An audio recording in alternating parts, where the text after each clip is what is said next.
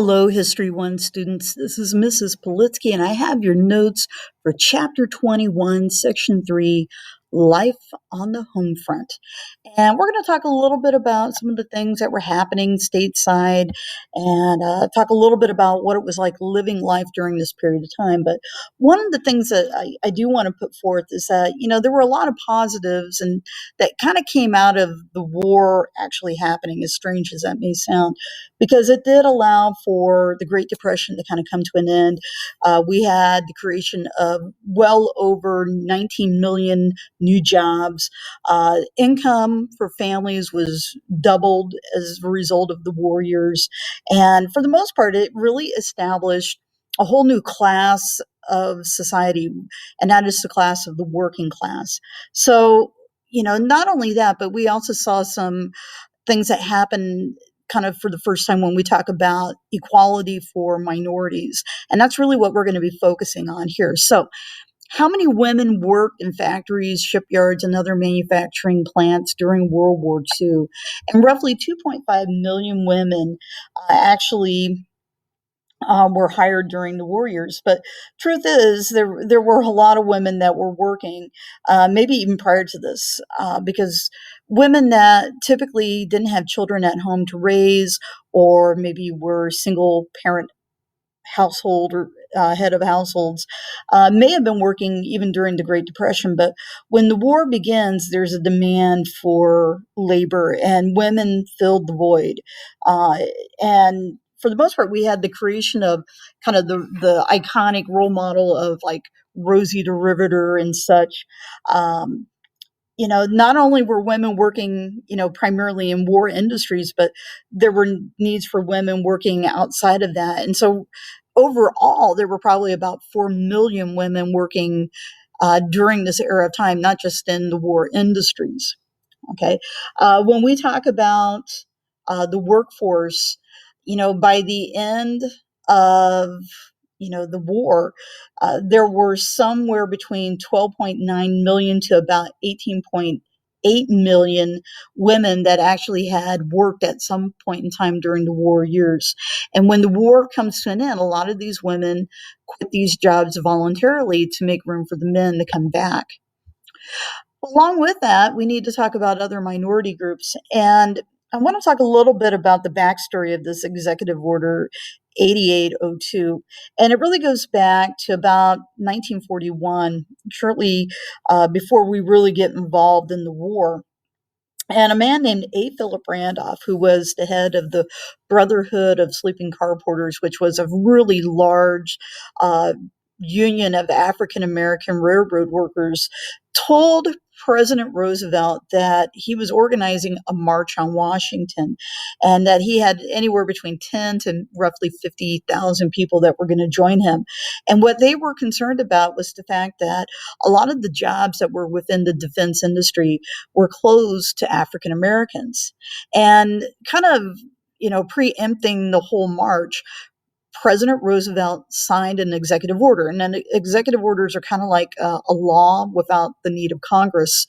And what this order basically did is it ended discrimination in employment of workers that were in the defense industries. In other words, if a business is making something for the war effort, they cannot discriminate against who they hire. And this, for the most part, stopped the March on Washington, which is interesting because in the 1960s, A. Philip Randolph is going to have the big March on Washington that you're going to hear about maybe in history too with Martin Luther King and such. But it did allow for a lot of African Americans to have jobs in industries that they had been closed to. Along with that, it also established the Fair Employment Practice Commission, which was really the first civil rights agency. And what that commission was going to do is enforce this executive order. And that commission stayed in place well after the end of the Second World War. When we talk about Hispanic workers, there was a great concern because of the fact that the war effort was taking a lot of men from agricultural jobs, and there was a need for labor in agriculture, primarily in the American Southwest. When we talk about California and Arizona, areas of the country that are producing a lot of produce crops. And because of that, the government passed what is known as the Bracero program. This was passed in 1942, and the government, for the most part, arranged for Mexican farm labor to come into the United States so these crops could be harvested. Roughly 20 or 200,000 laborers came to the United States to harvest fruits and vegetables, and then more came, and they were working with the construction and the maintenance of railroads in the Southwest. What's interesting is this program would go on well after the war. And matter of fact, it ended in 1964 when we start looking at the time of the Great Society under President Johnson. But needless to say, that there were a lot of people that benefited from that program. Because of the fact that we have new opportunities that are opening up in our country, we start seeing people moving. And what's interesting is there are certain areas of the country that people are just constantly moving in and out of. When we look at the Midwest, there were people coming here for jobs, let's say in the Great Lakes area, and even in places like the Midwest, like Nebraska, because we had a lot of military ordnance factories, but we also had military training facilities in our state. But you also had people that were moving westward into the South. And that's kind of where the greatest number of people, as far as movement was concerned. During the war years, roughly 15 million Americans were on the move. And a lot of this was because of, the war, meaning that you had people that were serving in the military and they might have been married and their families came with them, or because of the fact that there were job opportunities to be had. So when people are moving, there's always an issue about housing.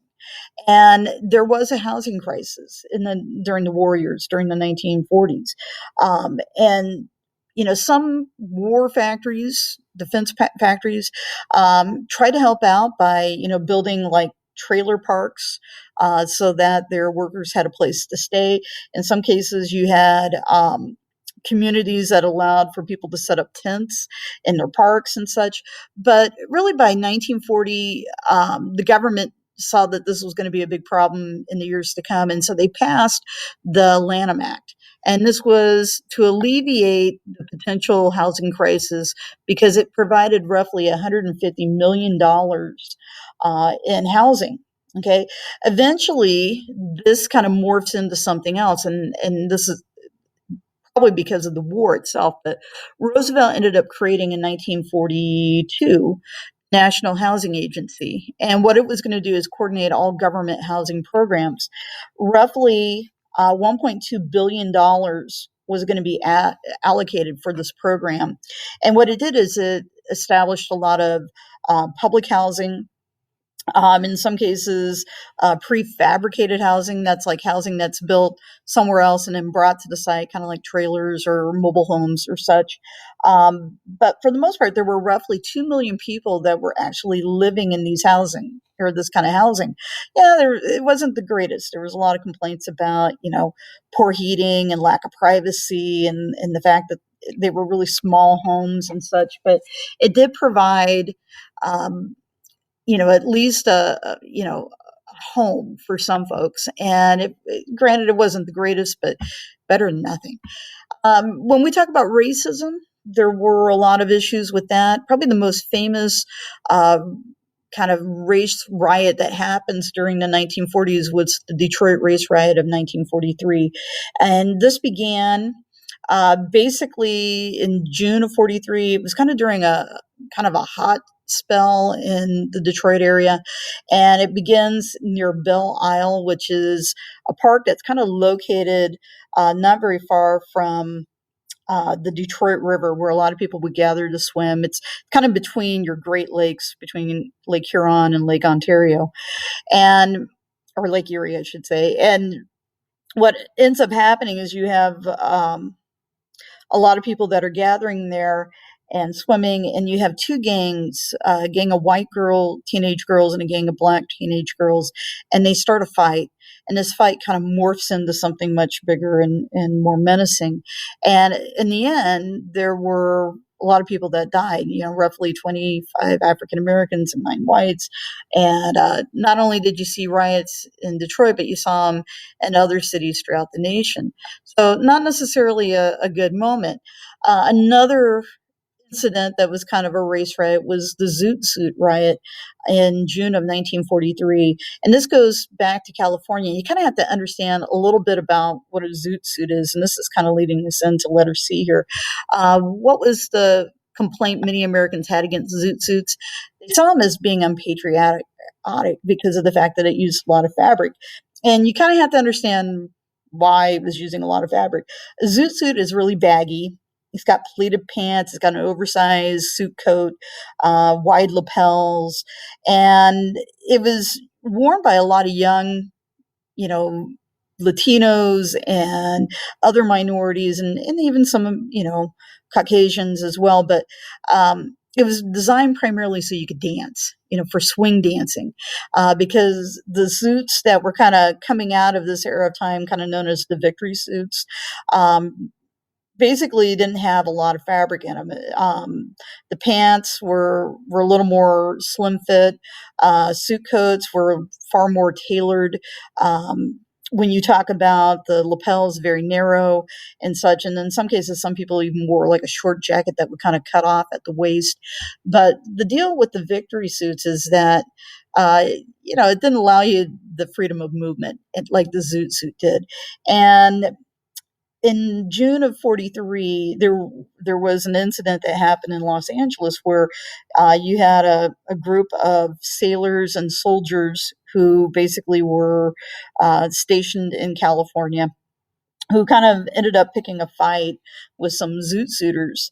And, some thing happens, and roughly we have about 2,500 people kind of going at it. Some of these soldiers and sailors attacked Mexican Americans in their neighborhoods, so like East Los Angeles, people who were probably not Zoot Suiters, but because this was kind of racially motivated, they were kind of attacking the areas where some of these kids would have been from. But needless to say, the police did not intervene, and the violence continued for many, many days. It certainly was kind of a sore part of our history. What's interesting is, it really didn't deter Hispanics from joining the military. If you look at the numbers, well over 400,000 or Hispanic Americans joined the military and served gallantly, defending our nation. So we do need to keep that in the back of our mind as well. And on that same note of talking about racism, we've got to talk about the internment of Japanese Americans. Shortly after the attack on Pearl Harbor, Japanese Americans that were living on the West Coast really, started getting picked on. So why did people demand that all Japanese people of ancestry be removed from the West Coast? And some of that was because of the fear that these Japanese Americans would not remain loyal to the United States. What's interesting is that there was never really any incidences that were ever recorded of sabotage or espionage by Nisei, which are first generation Americans of Japanese ancestry, or Issei, or those people who immigrated from Japan to the United States. But because of the fact that there were a lot of politicians demanding this on the West Coast, President Roosevelt caved in, and he ordered another Executive Order 9066, which basically created the internment camps. And it basically allowed for the War Department to declare any part of the United States a military zone. And because of that, you could remove people from that zone that you felt like would be an issue. And so they were able to do that. A lot of Japanese Americans lost property, lost their homes and businesses and such. It probably didn't help that there had been reports that, there were Japanese subs, basically patrolling the West Coast of the United States. And certainly that kind of feeds the fodder for creating fear. Not everybody was happy with this. And so in 1944, you had a lawsuit that came to the Supreme Court, the case of Fred Korematsu versus the United States. Fred Korematsu basically sued the United States government because he felt like his rights had been violated because of the fact that they took his property. He was a loyal American. They put him in a camp, and he didn't think it was very fair. He thought that something should be done. And so he sued. But unfortunately, the court ruled that the relocation was constitutional because it wasn't based on race, but on military urgency. Now, what's interesting is within a few weeks after this court case is decided, the court also rules what we call an ex parte endo, which basically says if you're a loyal American citizen, you cannot be held against your will. And what ends up happening is by the early part of 1945, the government was starting to release Japanese Americans who pledged their loyalty to the United States, which, granted, they probably could have the pledge much earlier and saved themselves a lot of issues. But during the time of the camps, just so you know, what was declared the militarized zone is this area here that's kind of in the pink. So it kind of encompasses Washington, Oregon, California, a little bit of Arizona. But a lot of the camps or internment camps that are going to be created are outside of that zone, with the exception of what's happening down here in Arizona. Matter of fact, you had camps in Colorado and even in a couple of them in the state of Arkansas. But there were roughly 120,000 Japanese Americans that were interned.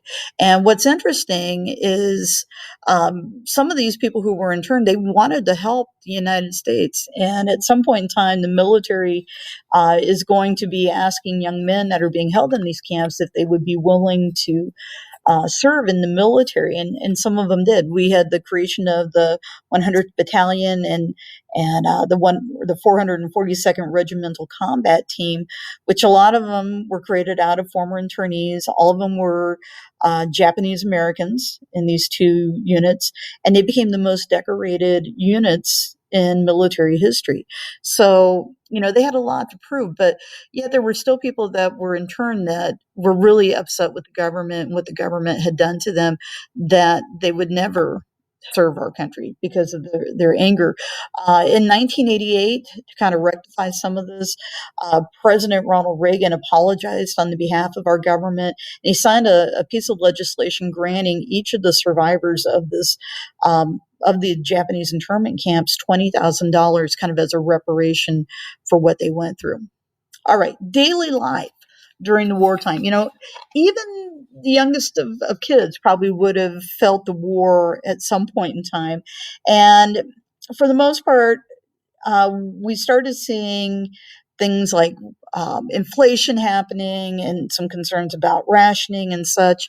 So, what home front problems existed during World War II in addition to the housing and racial tension?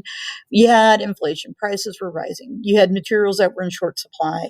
And to kind of help stabilize this, the government established the Office of Price Administration and eventually the Office of Economic Stabilization. And so the question is, what did the Office of Economic Stabilization do?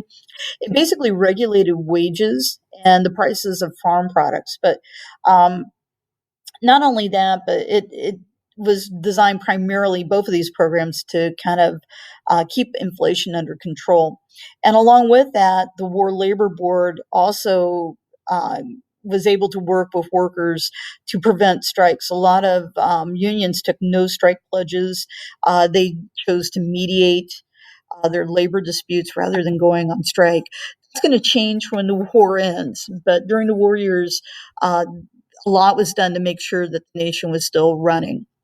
Why did the government begin rationing consumer goods? Some of that was to make sure there was enough available for the military use, but again, it has a lot to do with inflation. People during this period of time, and some of this is because of the Office of Price Administration, they established rations on certain products like meats and sugar and even gasoline. And so to buy those kind of things, you needed to have a ration coupon book. And a lot of times you would see primarily blue coupons and red coupons, which are basically these stamps that you see here. The books that you would put those in are kind of like this. And what you do, you would collect all these stamps, put them in your book, and then you would take that to the store if you wanted to make a purchase. Blue points were used on processed food. So if you wanted to buy canned food, that's where that would come from. Red coupons were used for meats and fats, oils if you needed them. And then there were other coupons for things like coffee and sugar and even shoes, of all things. But um, people were also encouraged to plant victory gardens. And if you lived in the Midwest, there were probably far more victory gardens here than there probably were elsewhere in the country. But part of that was to make sure, again, that there was enough food available. And if you had a garden, you probably didn't need to rely on these coupons as much. It probably made life a lot easier.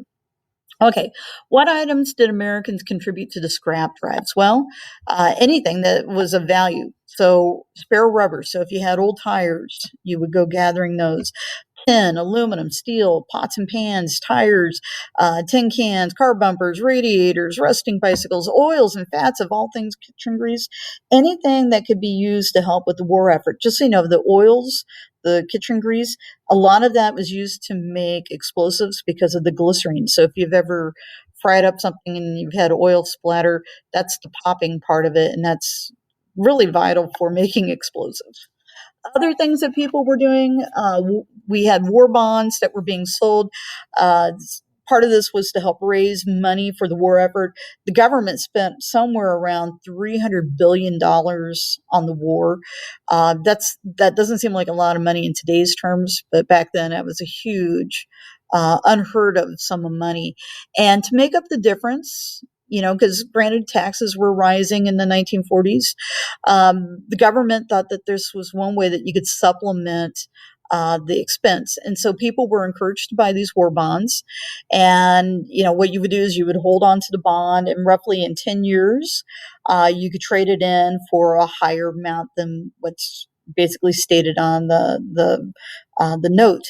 So an individual, for the most part, they could buy like an e-bond, which is kind of like what you have here, but they come in different denominations. The bond might have sold for like $18.75, but if they waited 10 years, they could get $25. So you would make quite a bit of money in interest. Uh, Individuals, they bought quite a few of these. Roughly $50 billion worth of bonds were sold to people. A lot of financial institutions, that would include banks, insurance companies, and such, they bought $100 billion worth of bonds. And what's interesting is when the 1950s roll in and a lot of these bonds are being cashed out, it creates a great spending frenzy in our economy. So it really does kind of boost our economy in the 1950s. Who would have known? Thank you very much.